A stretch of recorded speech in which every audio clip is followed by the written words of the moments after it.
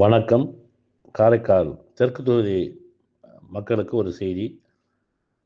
புதுச்சேரி மாநிலத்தில் உள்ள மகளிர் மற்றும் குழந்தைகள் மேம்பாட்டுத் துறையின் மூலமாக வழங்கப்படுகின்ற ஏழை மணப்பெண்ணிற்கு வழங்கப்படும் திருமண உதவி திட்டம் ரூபாய் 25,000 வழங்கப்படுவது வழக்கமாக இருந்தது. 2016 ஆண்டு முதல் இந்த தொகை வழங்கப்படாமல் இருந்தது.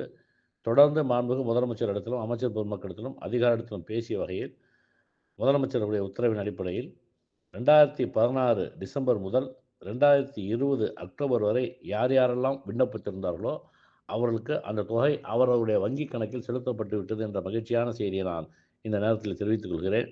எனவே அந்த காலக்கெடுக்குள் யார் யாரெல்லாம் பதிந்து காத்திருந்தார்களோ தங்களுடைய வங்கி கணக்கை சரிபார்த்து கொள்ளவும், உங்களுடைய வங்கி கணக்கில் ரூபாய் 25,000 செலுத்தப்பட்டு விட்டதா என்பதை உறுதி செய்வோம்.